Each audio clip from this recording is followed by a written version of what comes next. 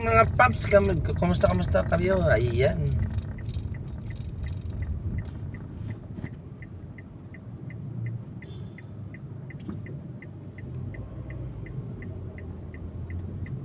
Friday po ngayon, January 17. Ayan, kumusta po kayo mga paps?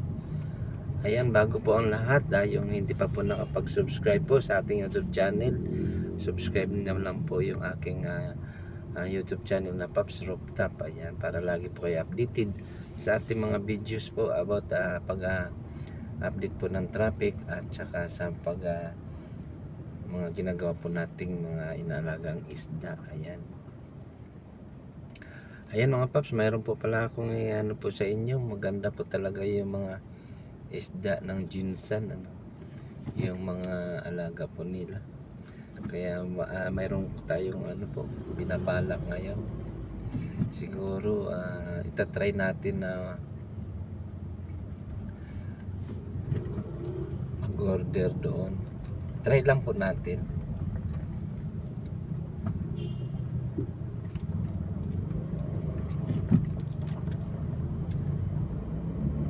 Malayo nyo po, safe naman po yung pag-deliver po nila, yung pag-ship nila po ng ating i-order. Kaya sana po, itatry lang po muna natin, mag-order po muna tayo ng mga 3 fair po ng mga iba-ibang klaseng isda po na ating aalagaan. Kaya unahin po muna natin ayusin yung ating mga aquarium. So para hindi pa po tayo nakabili ng mga aquarium, kailangan po natin medyo malaki lang yung halaga po yun, dahil 8 po yun, 8. So pag 8 pieces po yun, medyo laki rin po yung ipunin natin para po dun sa mga isdang kailanganin po natin.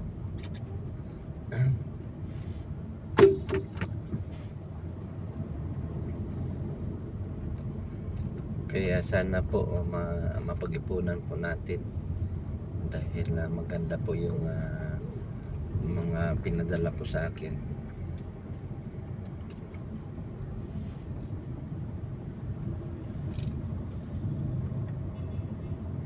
Ayun, yung nakilala po natin si Sir Noel.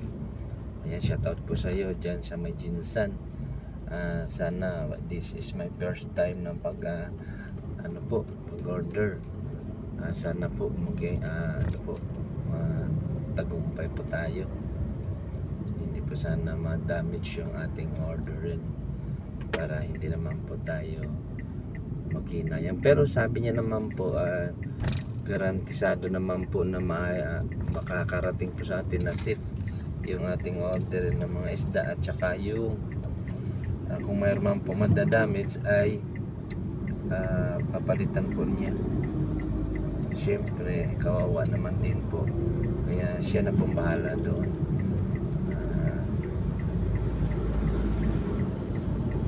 Kung maaari nga lang po, wag na po madamage at pare-pareho pong walang po masira.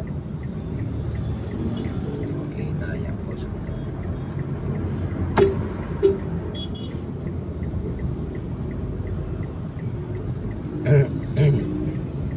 ayan mga paps, andito na po tayo sa may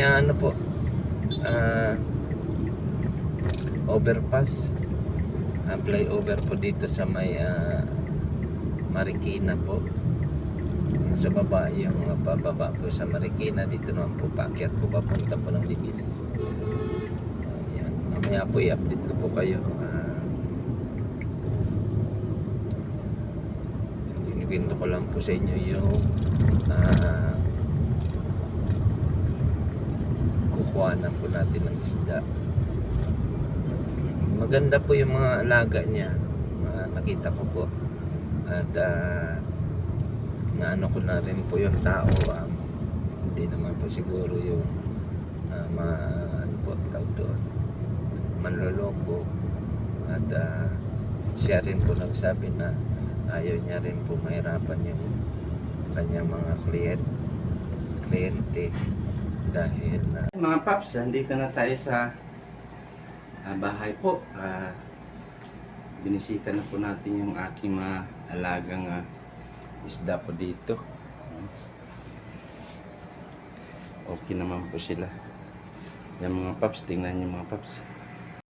Yan yung ating mga isda mga paps.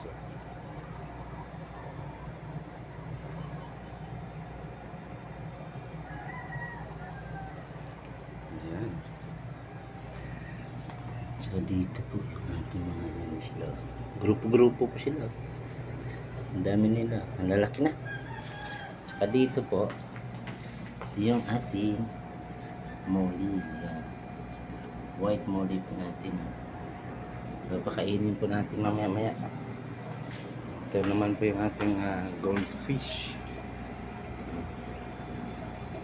Yung ating crayfish. Magpapahinga po sila. Yung ating crayfish na malaki. At saka ito yung isa. Yun, tatago na po sila. Yung crayfish po natin na brown. Ayan. At dito naman po yung ating mga fry. Hindi na po natin makikita dahil meron na po siyang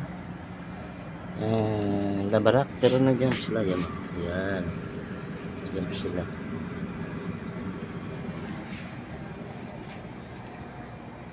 Yan mga paps, dyan lang kayo, samahan niya ako at tayo magdidilig ng harap. Magdidilig lang tayo.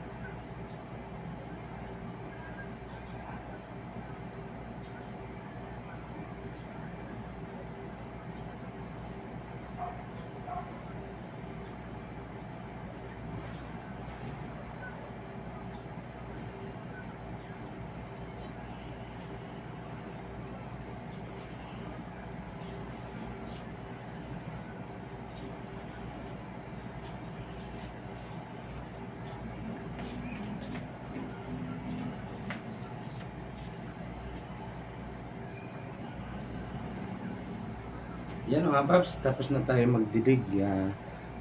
Sa baba naman pa tayo didilig.